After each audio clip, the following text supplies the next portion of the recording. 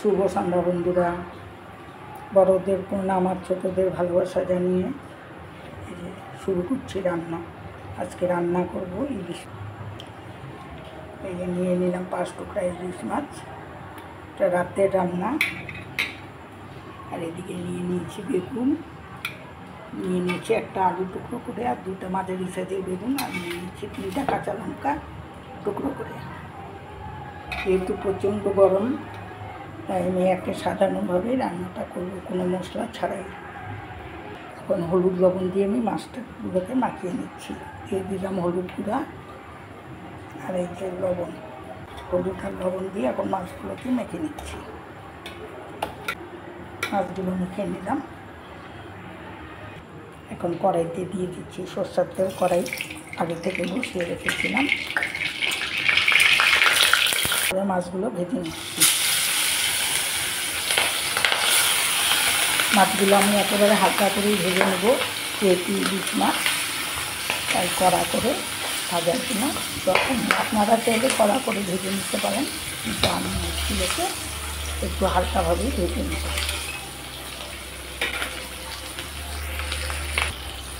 একটু ভেজে নিলাম, এখন আমি উঠে দিচ্ছি।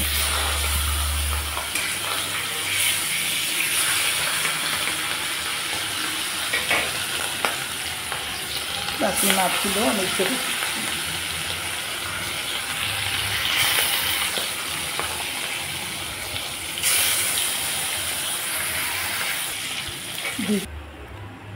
মাছগুলো ভেজে নিলাম। এই যে অনেকগুলো তেল রয়ে গেছে মাছ ভাজা। এই মাছ ভাজা তেলের উপরেই আমি রান্নাটা করে নেব, কোনো তেল দিব না। দিয়ে দিচ্ছি কালো জিরা, আলুগুলো দিয়ে দিলাম। এখন আলুগুলোকে আমি একটু লালচে করে ভেজে নেব। আপনারা চাইলে সর্ষা দিয়ে ভাপাও খেতে পারেন, সর্ষা পোস্ত দিয়ে। আবার অন্য মশলা দিয়েও আপনারা রান্না করে খেতে পারেন। যেহেতু প্রচণ্ড গরম, তাই আর কোনো মশলা এর সাথে আমি অ্যাড করবো না। এই হালকাভাবেই আমি রান্নাটা করে নেব। আলুগুলোকে একটু লালচে করে ভেজে নিলাম। এখন দিয়ে দিচ্ছি বেগুন।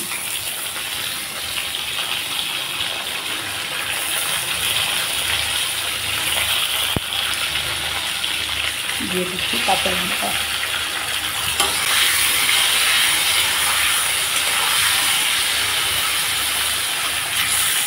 প্রচণ্ড গরম পড়েছে, তাই রান্না করার একেবারে ইচ্ছাও নাই, কিন্তু যেহেতু করতে হবে রান্না, রাত্রে তো খেতেই হবে। দিয়ে দিলাম হলুদ গুঁড়া, স্বাদ মতো লবণ। তাই রান্নাটা একেবারে হালকাভাবে করে নিচ্ছি। যতই গরম লাগুক আর যতই কিছু হোক, শরীর খারাপ, খাওয়াটা তো খেতেই হবে। যে যেখান থেকে আমার এই রান্না দেখছে,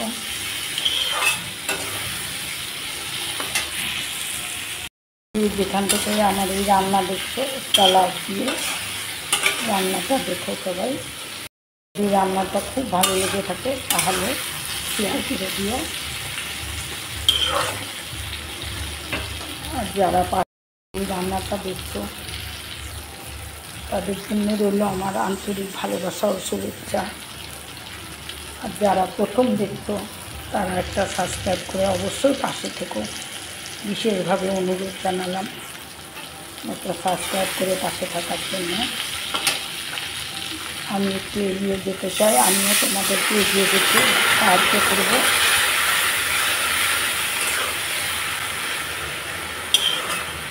একটু জল দিয়ে দিলাম।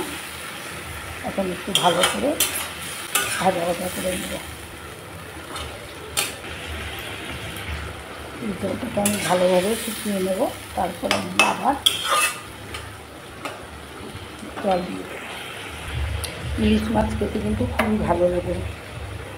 পাতলা ঝোল হলে আরও বেশি ভালো লাগে। এই ঝোলের স্বাদ খেতে কিন্তু দারুণ লাগে। বিশেষ করে পাতলা ঝোলটা আমি বেশি ভালো পাই। তোমরা কে কে পাতলা ঝোল ভালো পাও কমেন্ট করে জানিও।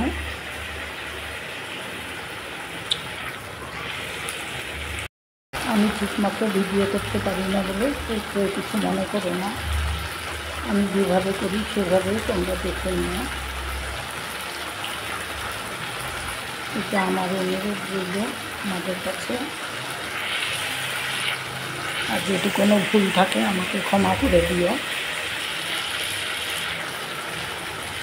আমি ঠিকমতো বলে উঠতেও পারি না।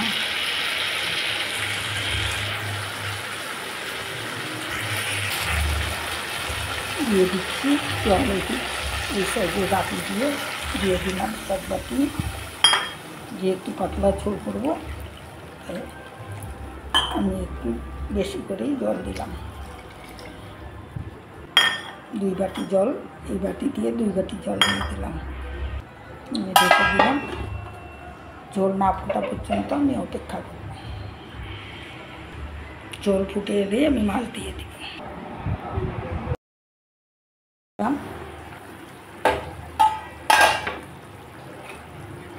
ঝোলও টকবক করে ফুটছে।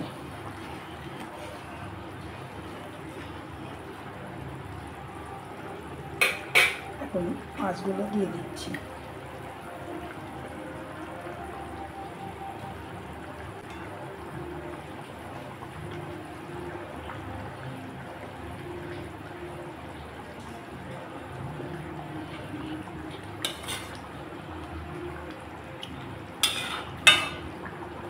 মিনিটের জন্য ঢেকে দিচ্ছি।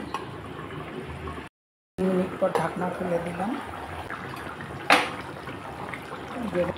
একেবারে স্বাস্থ্যকর হালকা পাতলা ইলিশ মাছের ঝোল। এখন আমি নামিয়ে নিব।